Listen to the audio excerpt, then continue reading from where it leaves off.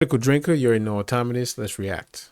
Sarah Connor, Clarice Starling, Buffy Summers, Ellen Ripley, Marion Ravenwood, Princess Leia, Dana Scully, Samantha Carter, Eowyn, Vi, Aaron Sun, Nyota Uhura, Beth Harmon, Cara Thrace, and Rita Vrataski. These are just a few examples of the many intelligent, complex, compassionate, brave, compelling, and well-written female characters that have emerged in the past 50 Very years true. of film and TV. Characters that have left their mark on whole generations of audiences to the point where they still resonate with people years or even decades after their creation. But then there's a different kind of character, a shallow, trite, cheaply made, gratingly unpleasant facsimile of these excellent ladies of the silver screen. A phenomenon known only as the strong female character. Honestly, it seems like just about every character without a Y chromosome these days automatically has to be labelled as strong. It's one of the first words to come tumbling out of the mouths of the writers, actors, directors, and marketing departments whenever they're asked about it, and it's been overused to the point where it's become completely and totally meaningless. Just another expected buzzword in the endless corporate-approved word salad that has to be sprinkled on every new project now.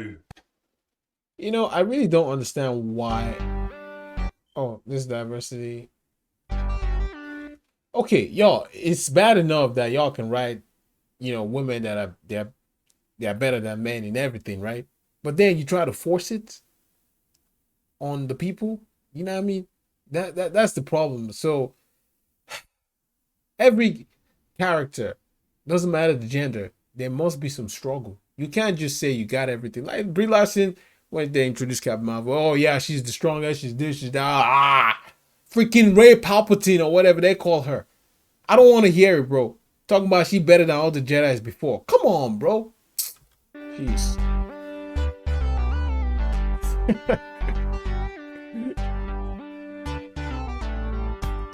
In fact, Emily Blunt said it better than I ever could. It's the worst thing ever when you open a script and read the words strong female leads. That makes me roll my eyes. I'm already out. I'm bored. Can you see a woman is already rolling her eyes just because there's a strong female lead? Okay? No man says women are weak. Okay? We don't be preaching that, bro. All right? In 2023, if a man saves a woman, it's an offense. It's crazy.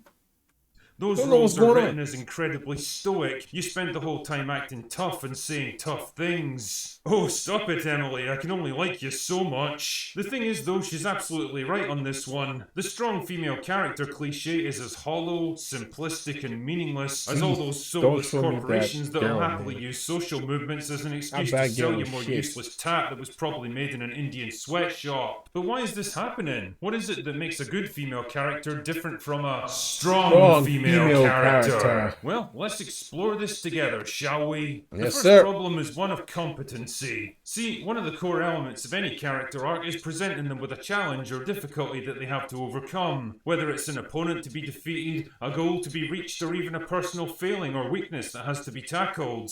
All of this stuff requires the character to grow or change in some way, to become better than who they were before. They'll often be given some kind of mentor figure to guide them on their path, and they're likely going to struggle and fail along the way. It's all part of the learning process, and the more you see a character suffer setbacks and personal failures, the more you tend to empathize with them. It's basic human nature. Storytellers have known this for thousands of years, which is why most stories tend to follow the same basic structure, taking the audience on an emotional roller coaster and delivering a satisfying payoff by the end.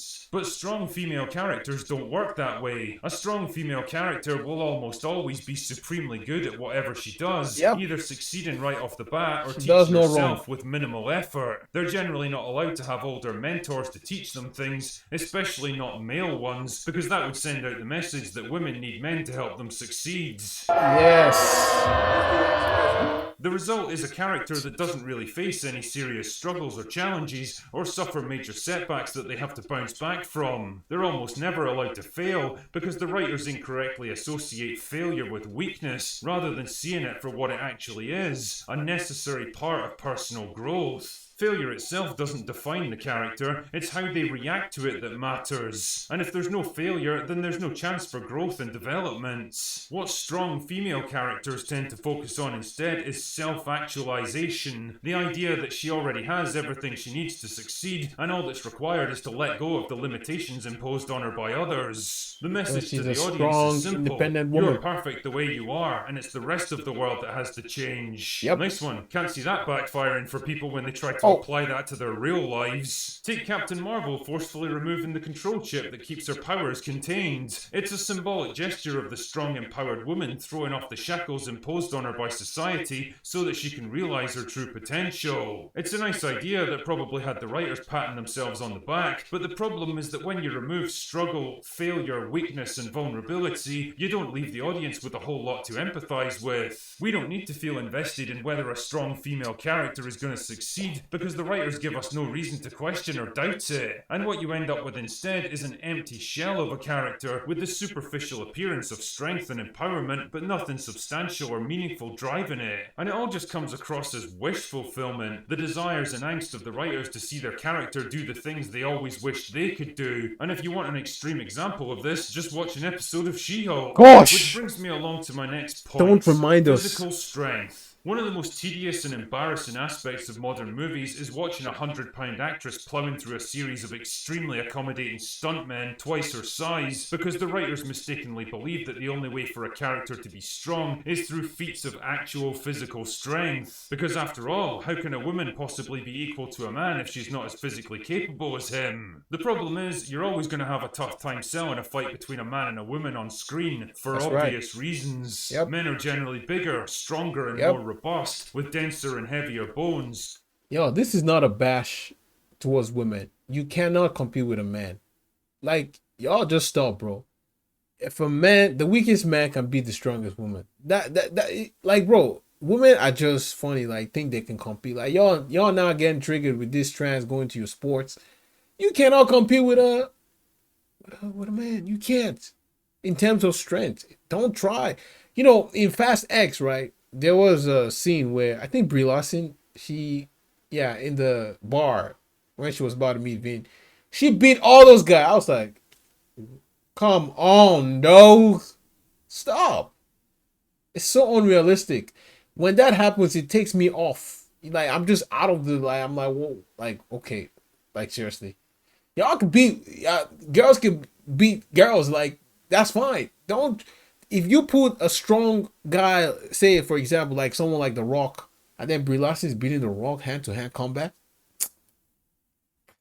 You see what I mean? Stronger muscles, broader shoulders, longer limbs, and superior it's biology, bro. Strength. Add all of that stuff together. That's why men do the construction manual labor work. Y'all girls don't even leave nothing. Y'all girls don't even leave the bucket, bro. Y'all got shit on easy mode. If y'all think being a man is cool, lifting bricks and shit, go do it, nigga. No, like fellas, like, bro, if girls think or women think it's easy doing all that thing, go do it, bro. And I tell you, man, after a day, you not want to be a man. And you've got a huge advantage when it comes to the application of physical violence. The problem is that this reality doesn't gel too well with the modern Hollywood ideology that men and women are exactly the same at everything. So how do they get around it, you might ask? Do they carefully structure and choreograph male-female fight scenes to have the woman make clever use of her environment, the element of surprise, or improvised weapons to even the odds? Do they hire large, physically imposing actresses who actually look like they could take on a fully grown man? Or do they say, fuck it, we'll just pretend that size and strength doesn't matter anymore? Yo, that's why you see women they can't really build muscles as men. You know, some of them they actually do, you know, but it really takes tremendous effort as compared to males, where you can easily build muscles. Like, a guy can easily build muscles in 6 months with hardcore dedication, man. That's just facts. So the Hollywood shouldn't try to like change this narrative that man and woman, they're not equal, man. Stop. And you know what? I feel like this is not even a problem. It shouldn't be a problem, bro. It really shouldn't be a problem. Women got their roles, men got their roles. Like, that's how it is. Why can't we just leave it the way it is? If you want to put a badass character as a female, write her in her own unique way. Don't try to make her compete with a man. because you're gonna trigger a lot of people, bro. I'm just saying.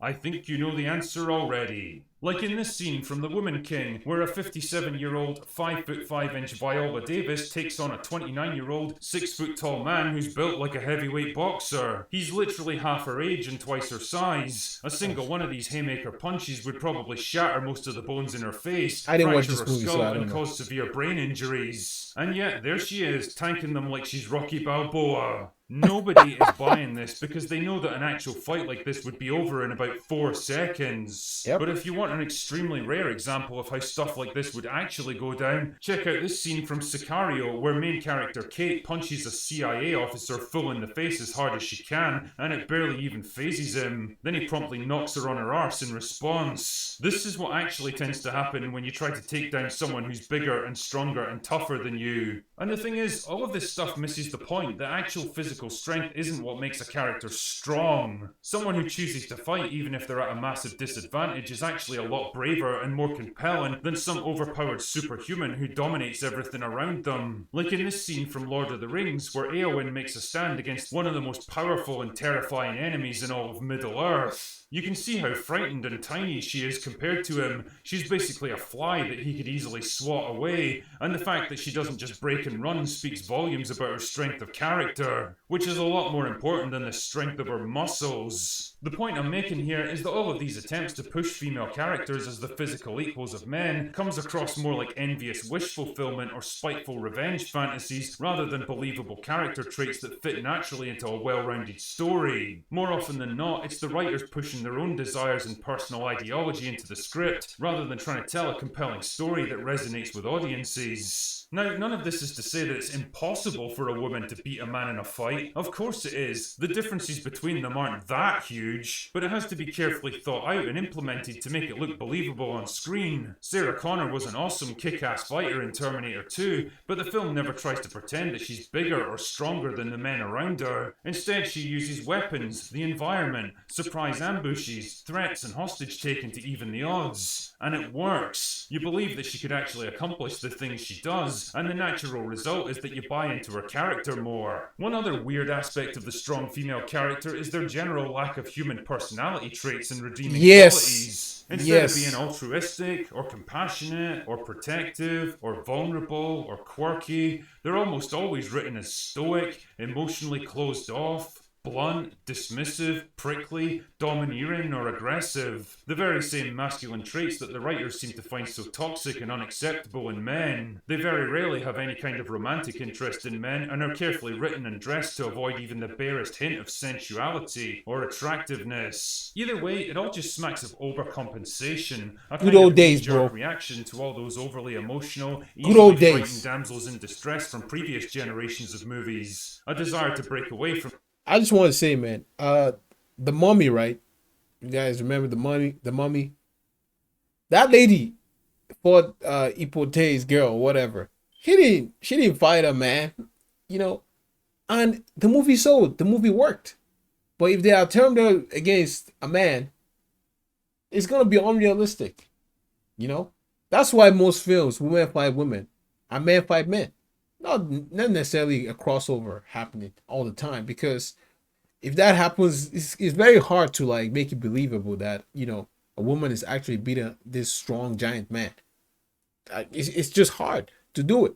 Except she got powers. Except she has some sort of supernatural abilities that gives her an higher advantage. But if it's regular humans, no powers, it's a bit hard. So again, it really depends on the message. I do agree with Critical Drinker. From the tropes of women as caring, compassionate maternal characters or overly sexualized fantasy figures. Fair enough, there's absolutely nothing wrong with branching out and exploring different ideas. The problem is that if you take all those feminine elements away and replace them with nothing but the most stereotypical of male traits, then all you really end up with are women awkwardly pretending to be men. Like Galadriel from Rings of Power, always trying to talk tough, stamp down her authority, demanding respect and showing off. It doesn't ring true because it's not how women tend to act in the real world. Yep. Audiences know it, and if Emily Blunt's comments are anything to go by, the actresses trying to play these roles know it too. Again, none of this is to say that you can't have assertive and authoritative female characters who speak their minds and fight their own corner, but you have to give them more than just a superficial facade of toughness. Just like how making them more physically powerful diminishes their bravery, and removing their challenges, weaknesses, and failures eats away at their relatability, so removing their emotional complexity and vulnerability makes them less likable. And the end result of all this is characters that are weirdly bland, sterile, sexless, emotionless, joyless, arrogant, condescending, and unappealing. People might not always be able to put into words what exactly is missing from them, but they know instinctively that what they're being shown just doesn't feel right, and it doesn't connect with them. 100% And the more agree. Hollywood tries to force these characters on us, the more people are rejecting them. It's kind of ironic when you think about it, that the strong female character should ultimately turn out to be their biggest weakness.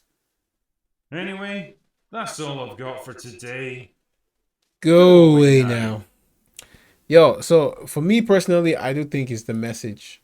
You know, I mean, there are good movies that are with strong female characters, but they didn't try to make men feel like shit. They didn't try to make the women feel like they're way better than men. Like, example, the Charlie's Angels that was way back in 2003 with what's the name, Cameron Diaz. Yeah, that was not even close to being woke. Okay, the message was pretty clear. These women, they use everything to their advantage to, you know, accomplish their mission, and that was good.